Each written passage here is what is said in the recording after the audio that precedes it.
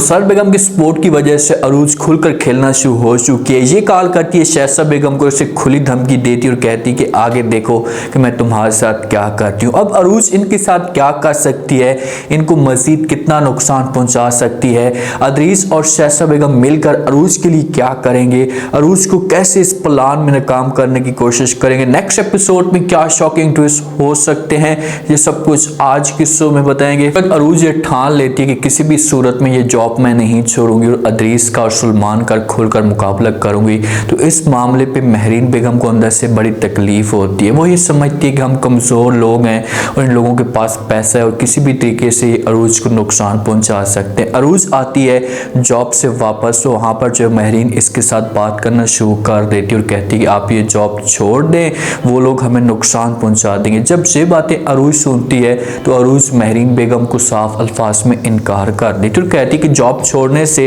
इस मसले का हल नहीं मिलेगा, हमें हर सूरत में इन लोगों का मुकाबला करना है और मैं कभी भी जॉब नहीं छोड़ूंगी, क्योंकि अगर जॉब छोड़ दी तो जॉब छोड़ने से ज़िंदगी जो होगी वो गुजरेगी नहीं और भी ज़्यादा हमारी ज़िंदगी में मुश्किलात आएंगी। अब महरीन इसी वजह से चाहती है अरूज जॉब छोड़े, अपने घर के अंदर रहती जॉब करेगी, जॉब पर वहाँ पर सलमान इसे ब्लैकमेल करने की कोशिश करेगा, इसे नुकसान पहुँचा सकता है। जॉब नहीं करेगी तो उन लोगों को हो सकता है कि हमारी जात ना आए और बार बार हमें तंग ना करें। लेकिन आगे से अरूज अपनी माँ को साफ अल्फाज में इनकार कर देती है और कहती है कि अगर हमने उनके सामने अपने आप को कमज़ोर साबित किया तो वो लोग और भी ज़्यादा या दुश्मन और भी ज़्यादा हमारे ऊपर हावी हो जाएंगे और भी ज़्यादा हमें परेशान करेंगे। ये जो बातें कह रही होती है अरूज महरीन को, इसे बिल्कुल ठीक कह रही होती है कि किसी भी इंसान के सामने आप अपने आप को कमज़ोर ना समझें। अगर आपका बैकअप कमज़ोर भी है तो अगले के सामने आप ऐसे खड़े हो, अगला समझे कि इनके पास भी कुछ ना कुछ वैल्यू है,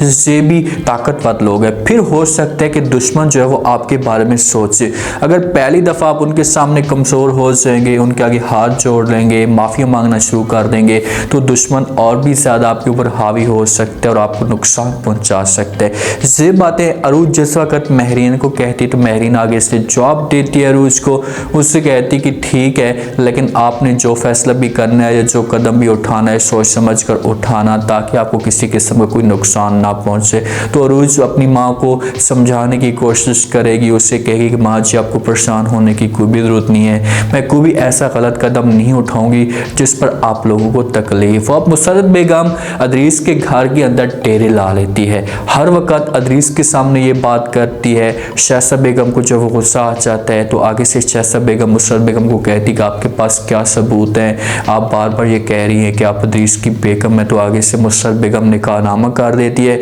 मैंने आप लोगों को पिछले रिव्यू में कह भी दिया था कि मुसर्रत बेगम के पास निकाहनामा तो हो सकता है ना, वो निकाहनामा तो दिखा सकती है। तो मुसर्रत बेगम वो निकाहनामा इनके सामने दिखाती है और कहती कि 14 साल से मेरी अदरीस के साथ शादी हो चुकी है, लेकिन इसने अभी तक जो वो तस्लीम नहीं किया। जहाँ पर अदरीस बीच में बोलता है और वो मुसर्रत बेगम को झूठा साबित करने की कोशिश कर रहा होता है और कहते हैं कि आप झूठ बोल रही हैं, ऐसे मेरे ऊपर झूठा इल्ज़ाम लगा रही हैं, ऐसा कुछ भी नहीं है। तो मुसर्रत बेगम आगे से जवाब देती है अदरीस को, से कहती है ठीक है, जब आप मेरी बात पे यकीन नहीं कर रहे तो मैं ऐसा करती हूँ कि आपको कोर्ट लेकर जाऊँगी, कोर्ट के अंदर ही होगा फैसला। तो जहाँ पर अदरीस थोड़ा सा परेशान होता है और वो मुसर्रत से पूछने की कोशिश करता और कहते क्या मतलब तुम्हारा, तुम मुझे कोर्ट क्यों लेकर जाओगी। अब इस हद तक बात आ चुकी तो आगे से मुसर्रत बेगम कहती कि हाँ मैं आपको कोर्ट में लेकर जाऊँगी, वहाँ पर आपके खिलाफ अपील दर्ज करूँगी, क्योंकि आप यहाँ पर तो एक्सेप्ट नहीं कर रहे और दूसरा आप कम से कम इस बेटे को आपका नाम तो मिलेगा ना, अभी आप इस बेटे को तस्लीम नहीं कर रहे, हमारे ऊपर जो वो झूठा इल्ज़ाम लगा रहे हैं कि हम ऐसी बातें करें। जब सबके सामने ये कार्रवाई होगी तो फिर आपको हर सूरत में बात तस्लीम करनी पड़ेगी। और कोर्ट के मामले पे अदरीस हो जाता है बड़ा परेशान और यहाँ पर जो मुसर्रत बेगम की बातों को घुमाने की कोशिश करेगा, लेकिन कभी भी मुसर्रत बेगम अब हार नहीं मानेगी। में सलमान भी मौजूद होता है, शहसा बेगम भी मौजूद होती है। शहसा बेगम जब ये सारी की सारी बातें सुनती है तो ऐसे ऐसा जो वो इन बातों को तस्लीम करना शुरू कर देती है और ये जाती है अदरीस के पास, जाकर जो वो अदरीस के ऊपर तंज़ीह तौर पर बातें करना शुरू कर देती है, गुस्सा करती है अदरीस के ऊपर, इससे कहती है कि मैंने ऐसा सोचा भी नहीं था कि आप मेरे साथ इतना बड़ा धोखा करेंगे, इतना बड़ा फ्रॉड करेंगे। हम इस औरत को झूठा समझ रहे थे लेकिन आपने हमारे साथ इतना बड़ा धोखा किया। जब से बातें अदरीस सुनता है तो वो शहसा बेगम को कहता है कि बस मैं मानता हूँ मुझसे गलती हो गई है, है, प्लीज़ आप मुझे माफ़ कर दें। तो शहजादा बेगम कहती है कि अच्छा इतनी बड़ी बात हो गई है और इतनी छोटी सी आप माफ़ी मांग रही हैं,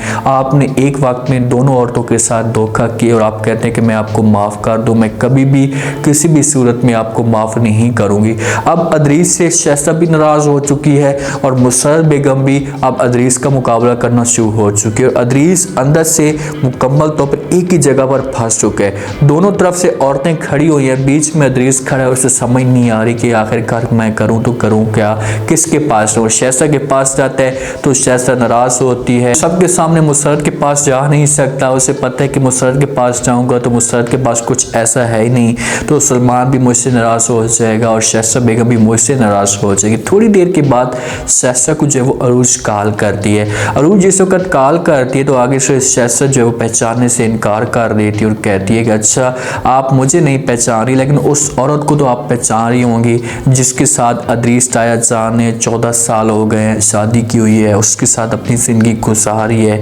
लेकिन आपने अभी तक अदरीस ताया जान को नहीं पहचाना, तो आप मुझे कैसे पहचानेगी। तो शहजादा आवाज़ सुन लेती है और उसको कहती है कि अपनी बकवास बंद करो, अपनी ये बकवास अपने पास रखो, दोबारा आपने ऐसी कोई बात करने की कोशिश की तो बहुत ही बुरा होगा। अरूज कॉल करती है थोड़ा सा शहजादा को मज़ीद जो है वो गुस्सा दिलाने के लिए, इसके दिल के अंदर मज़ीद इसको ठेस पहुंचाने के लिए। इससे कहती है कि आप तो मुझे नहीं पहचान रही, चलो ठीक है आपके साथ तो मेरा वक्त थोड़ा सा गुस्सा है, लेकिन आपने अदरीस के साथ तो अपनी ज़िंदगी गुजारी है ना, उसे तो पहचानना चाहिए था, लेकिन उसे भी आपने नहीं पहचाना, उसने छुपके से शादी करके रखी हुई थी और आपको कुछ भी इस बारे में इल्म नहीं था। साहब अरूज कहती है कि इतना जल्दी आपको गुस्सा करने की कोई ज़रूरत नहीं है, आगे देखो कि मैं तुम्हारे साथ क्या करती हूँ, आपको क्या क्या तकलीफ़ें देती हूँ,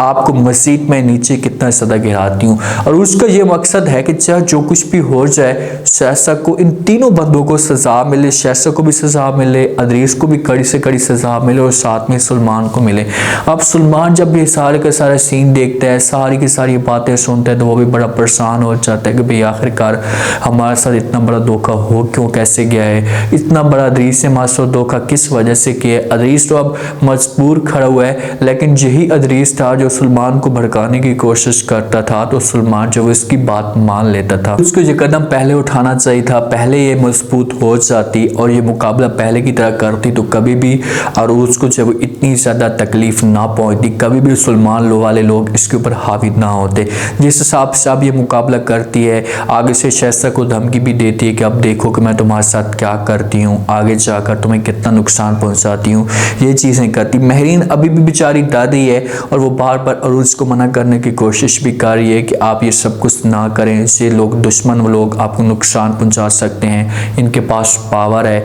आपको आगे जाकर जो वो तकलीफ देंगे, उसके दिल के अंदर अभी भी खौफ है। लेकिन कभी भी आप औरत हो या मर्द हो, कभी भी अपने दुश्मन के सामने अपने आप को कमज़ोर साबित नहीं करना। अगर अपने आप को कमज़ोर साबित करोगे तो दुश्मन आपके ऊपर हावी होगा और आगे जाकर आपको नुकसान पहुंचा सकता है,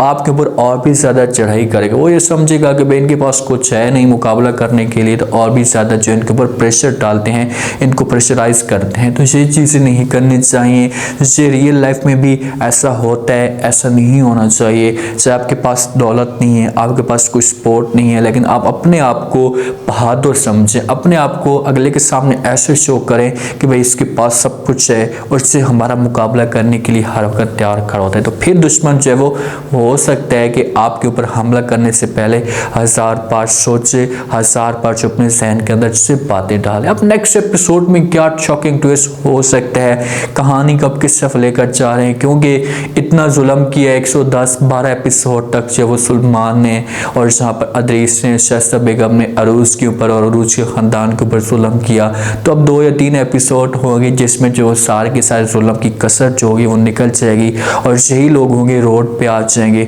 और अरूज से जाकर माफ़ी मांगेंगे, महरीन से जाकर और शेफ साहब से जाकर माफ़ी मांगेंगे। फिर देखना चाहिए कि ये ये लोग जो इनको माफ़ कर देंगे। उम्मीद है आज का रिव्यू, आज की टीजर आप लोगों को पसंद आया होगा। आपने कमेंट सेक्शन अपनी कीमती लास्ट में आपको क्या लगता है, क्या नेक्स्ट एपिसोड में जिस हिसाब से अरूज शहज़ाद बेगम को धमकी देती रही, क्या इनका मुकाबला कर पाएगी, नेक्स्ट एपिसोड में क्या चीज़ें आप लोगों को दिखाई जा सकती हैं, कैसे कैसे अरूज इनके ऊपर हमला करेगी, क्या अदरीस वाले सुलेमान वाले रोड पे आ जाएंगे। लास्ट में फीडबैक दीजिएगा, चैनल को लास्ट में सब्सक्राइब करिएगा। शुक्रिया, अल्लाह हाफिज़।